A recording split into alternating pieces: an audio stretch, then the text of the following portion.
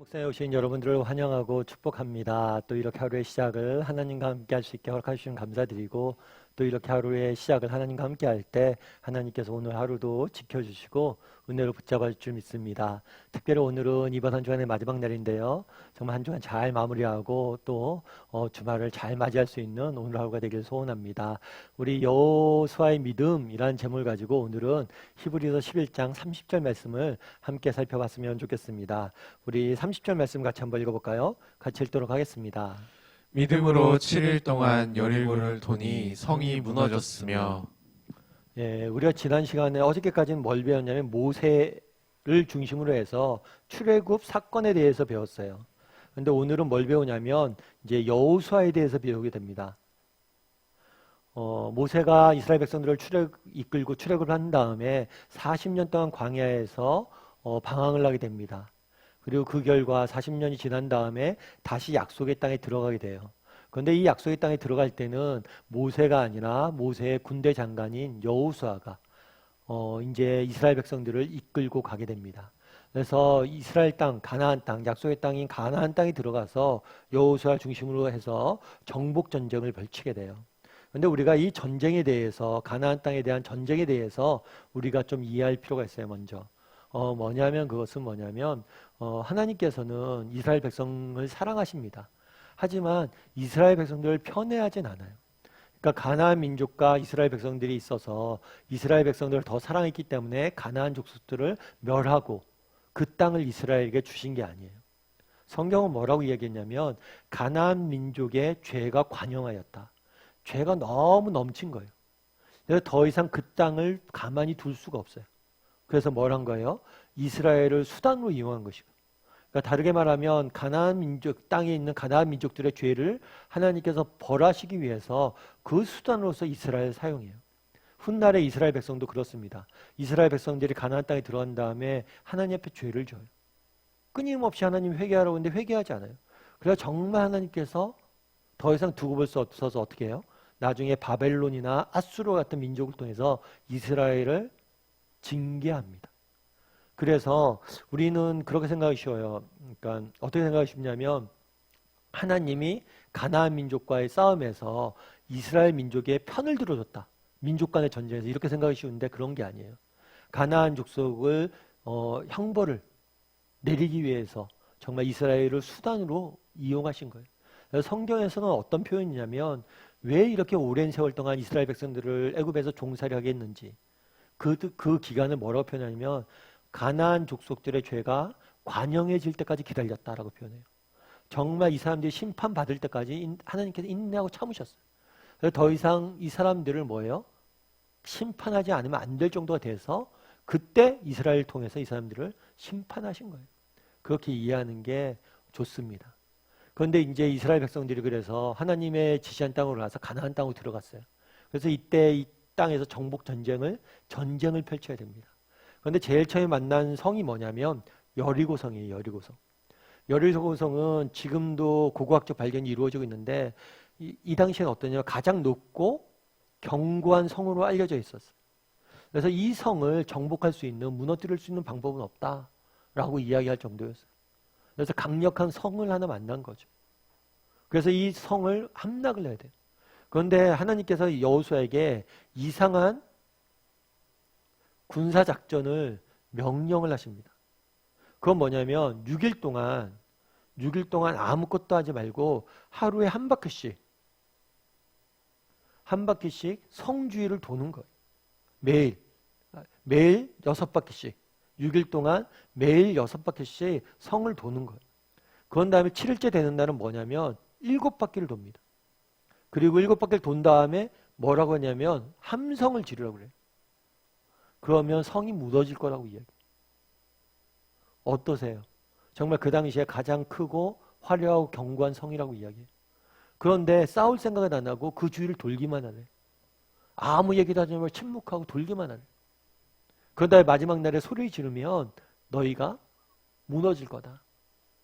그런데 실제로 어떻게 됐어요? 여리고성이 그렇게 무너져 버렸습니다. 함성을 지르자 무너져 버렸어요. 그렇다면 왜 이런 이상한 군사작전을 펼쳤냐는 거예요. 실제로 보면 이 여리고성처럼 싸운 것은 이때만 그렇습니다. 그 다음에는 실제로 이스라엘이 군대를 조직해서 군사적으로 싸웠어야 돼요. 이 순간만큼은 군사적으로 싸우지 않고 이렇게 했어요. 특이한 일이죠. 그럼 왜 이렇게 했냐는 거예요. 앞서 이야기했던 것처럼 여리고는 가나안 땅의 첫 성이에요. 첫 성이었기 때문에 이 성 전투에서 뭔가 주고자 했던 메시지가 있었던 거예요. 어떤 메시지냐면 이 전쟁의 성패에 대해서 이야기하고 있는 거예요. 너희들이 앞으로 계속해서 뭘 할 거다? 전쟁을 할 거다.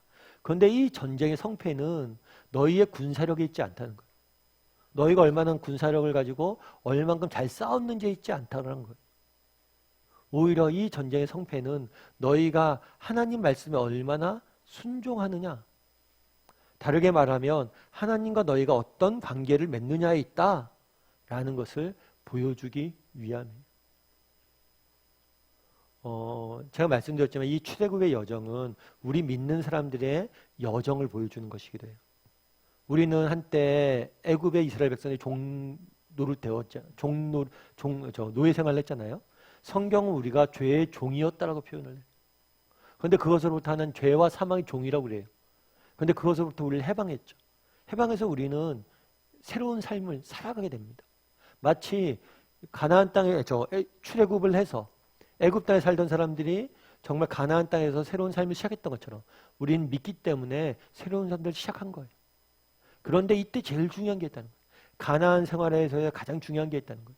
그건 뭐예요? 하나님과의 관계라는 거, 관계. 너희가 하나님 말씀에 얼마나 순종하는지, 하나님과 어떤 관계를 맺고 있는지, 그것에 따라서 너의 삶에 정말 전쟁의 성패가 달라진 것처럼 우리의 삶의 질이 달라진다는 거예요. 다르게 말하면 그리스도인의 삶의 가장 중요한 원천, 가장 중요한 요소는 뭐예요? 하나님과의 관계예요. 하나님과 관계. 그래서 늘 이스라엘 백성들은 인생에 어려움들이 있거나 정말 인생에 고난들이 있거나 그럼 제일 먼저 점검하는 게 뭐냐면 하나님과의 관계를 점검했어요. 그래서 여호와께 돌아가자. 광야에 나가서 하나님과 내가 바른 관계를 맺고 있는지 점검하고 하나님과 바른 관계를 맺으려고 노력했던 거예요. 여러분 톨스토이라는 작가를 아마 아실 거예요. 러시아의 대문호라고 알려져 있죠. 소설가이고 시인이고. 그래서 세상에서 가장 위대한 작가 중에 한 명으로 알려져 있어요. 근데 이 톨스토이가 젊은 날에는 하나님을 모른 채 방황을 되게 많이 했어요. 기독교란, 종교란 정말 지배계층이, 사회 지배계층이 피지배계층을 억압하기 위해서 만든 하나의 이데올로기에 지나지 않다. 그래서 종교를 통해서 민중의 아편이라고 이야기하고 종교를 통해서 백성들을 우미나 정책을 핀 거다라고 믿고 종교를 안 가졌어요. 그런 다음에 그러다가 그렇게 방황을 하다가 나중에 예수님을 믿게 됩니다. 그런 다음에 그가 책에서 이렇게 고백록에서 이렇게 썼어요. 나는 지난 55년 동안 최초의 15년의 소년기를 제외하고는 안식을 누리지 못하고 살아왔다. 내 나이 18살 되던 해 친구가 내게 찾아와 신이 인간을 만든 것이 아니라 인간이 신을 만들었다고 한 말에 설득되어 나는 어릴 적 그리스도를 믿는 신앙에서 떠났다.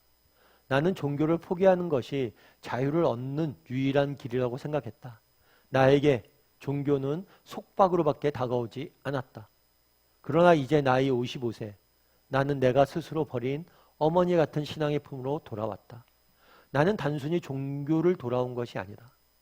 나의 구주인 그리스도께로 돌아온 것이다.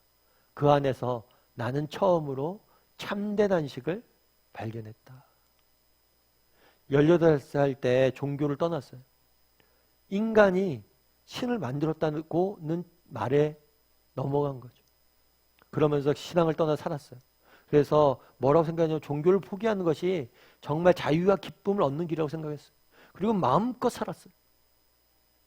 그런데 그렇게 내가 마음껏 산 결과는 뭐예요?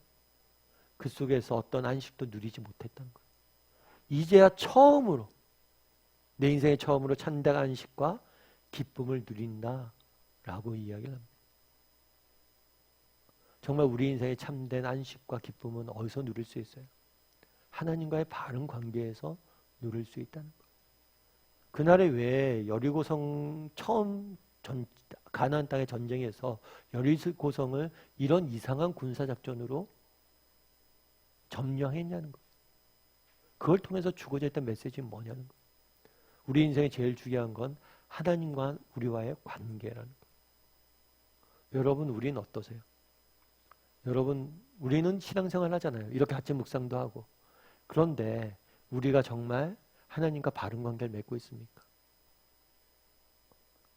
정말 날마다 여러분들 하나님과 바른 관계를 맺고 있고 그분과 친밀히 교제 나누고 있고 정말 그분을 내 인생의 중심에 모시고 살고 있습니까? 사실 뭐 아침 묵상회 하시는 여러분들은 이미 그렇게 살고 있을 거라고 믿고 그렇게 살려고 우리가 아침 묵상을 하는 거겠죠. 그럼에도 불구하고 우리가 한번 점검해 봤으면 좋겠어요. 하나님과 바른 관계를 맺고 있는지. 여러분, 우리 인생에 문제가 있습니까? 여러분 인생에 뭔가 삐걱거리는 게 있고 여러분 인생에 뭔가 지금 문제가 있고 누수가 되어 있습니까? 그러면 그 모든 것의 원인은 하나님과의 관계가 잘못되어져 있을 수 있어요. 오늘 하루 돌아봤으면 좋겠어요. 나는 어떤 하나님과의 관계를 맺고 있는지, 나는 정말 하나님과의 바른 관계를 맺고 있는지 한번 돌아봤으면 좋겠고요. 그걸 한번 다시 한번 점검해보는 시간이 되었으면 좋겠습니다. 특별히 내일부터 또 저희가 예배잖아요. 정말 우리가 하나님과의 바른 관계를 맺고 있다. 그거의 가장 중요한 지표 중에 하나는 예배예요. 내가 얼마나 예배를 사모하는지, 얼마나 예배를 정말 내 삶의 중심에 두고 있는지 그걸 점검해 보면 돼요.